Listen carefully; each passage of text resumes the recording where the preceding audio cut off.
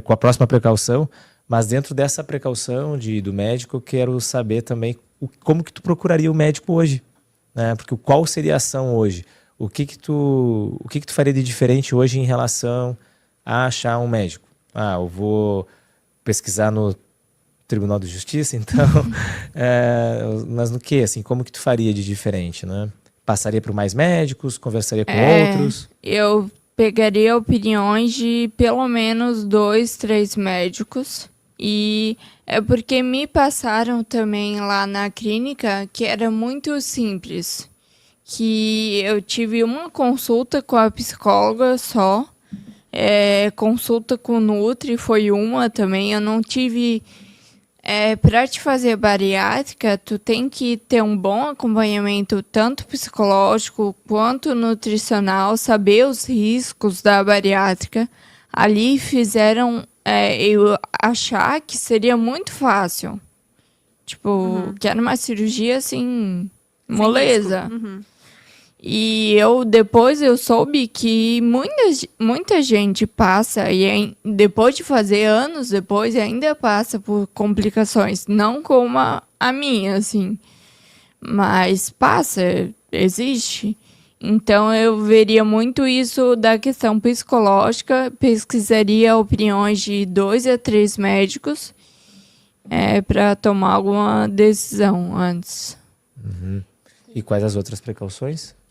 Tu ia falar uma outra, eu te perguntei do médico, eu não queria perder do médico.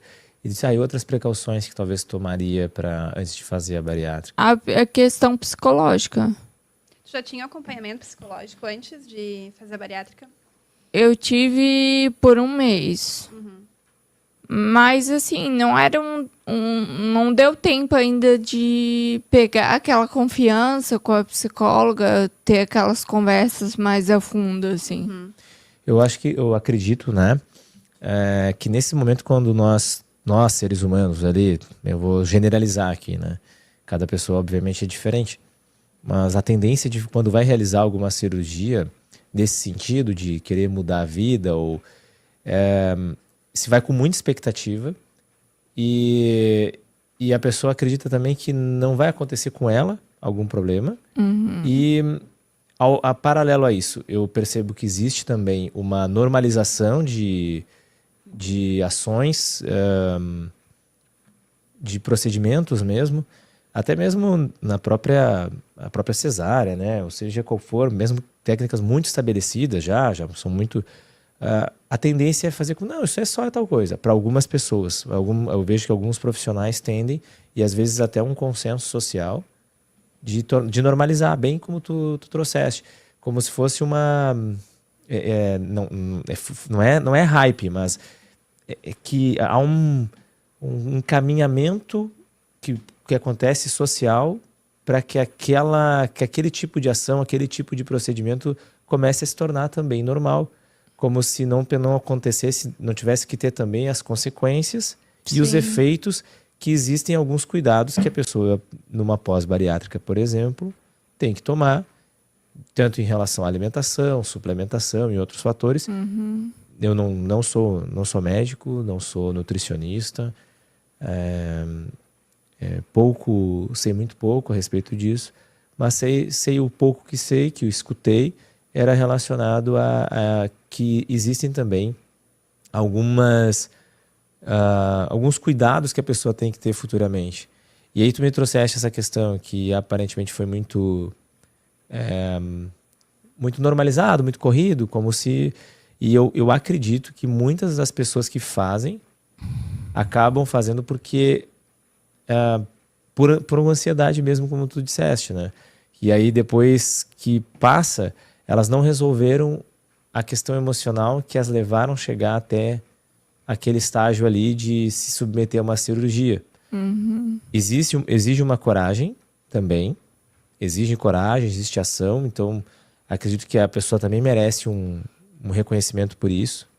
Mas por outro lado, tu acredita que vale a pena também se perguntar será que não existe um outro caminho, talvez, né? Porque será que é o único caminho? Será que eu já realmente tentei todos os caminhos, né?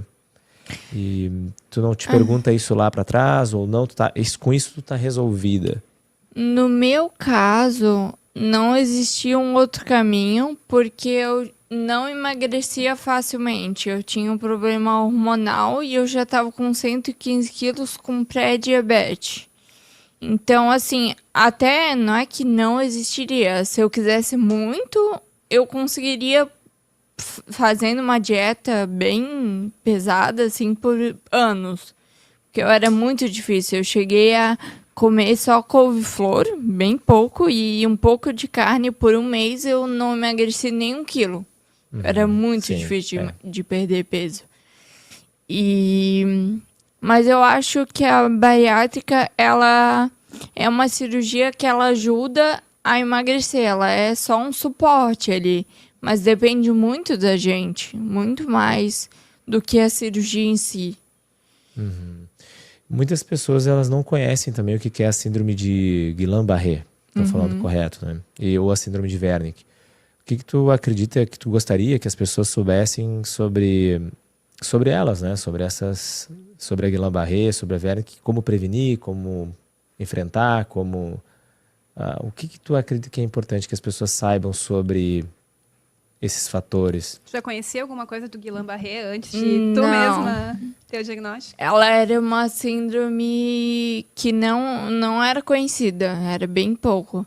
Mas depois da vacina do Covid é que começou a ser mais conhecida. Tanto que na bula da Janssen, que foi a que eu tomei a vacina, ela tá escrito agora. Essa síndrome de Guillain-Barré.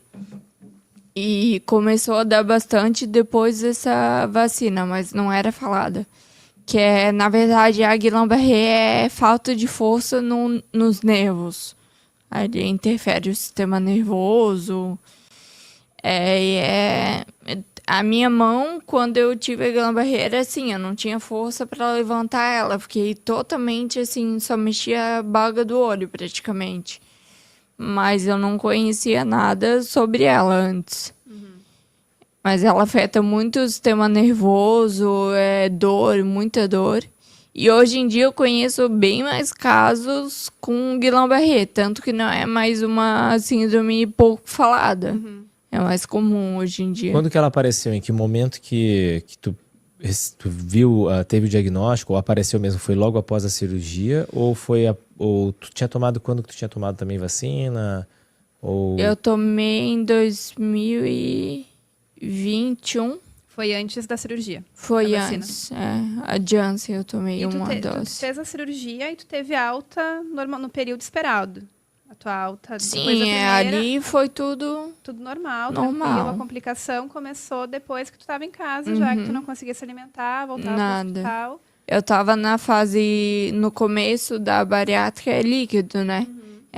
Gatorade, qualquer coisa não ia, nem água.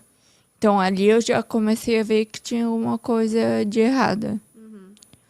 E a síndrome de Wernicke, tu conhecia alguma coisa? O escorbuto também não? Foi conhecendo isso na vivência de... Até hoje eu não sei muito. A minha fisioterapeuta, ela trata bastante essa síndrome de Wernicke, que ela dá bastante estagno. Antes o meu olho, ele ficava tremendo o tempo todo, assim. Hoje em dia é muito melhor, porque ela faz exercício comigo de pegar um objeto e passar para o lado, passar para o outro, e eu ficar vendo esse objeto. E tu teve alguém ou alguns amigos que te surpreenderam positivamente pela tua situação? São pessoas que eu não esperava e estão aqui comigo, me deram apoio. Sim. E se o oposto também, pessoas que tu imaginou que estariam contigo e que acabaram se afastando. Tu teve essa experiência na tua jornada? Como é que foi? Eu, hoje em dia, falo que eu tenho 2 amigas, que é que ficaram comigo, assim, mais de 20 são 2. É gente que foi minha amiga há muito tempo, não chegou nem mandar mensagem, assim. Então, mudou bastante o meu ciclo de amizade. Hoje em dia é bem difícil eu fazer amizade por isso, sabe? Porque eu já sei diferenciar a amizade verdadeira da que é só pra... E as pessoas têm receio de te perguntar, assim, quando te encontram, o que aconteceu? Elas ou ficam cheias de dedos, como é que é? Tem gente que pergunta se a minha perna quebrou. Bem delicado, assim. Legal, interessante. Perna quebrou. Poderia. Uma boa. Tem gente meio delicada, mas tem gente que vem dando uma palavra de carinho, assim, falando, Deus abençoe, vai dar tudo certo. E como é que tu se sente, assim, com as pessoas te falando isso e também te perguntando? Tu se incomoda? Como é que é? Não, assim,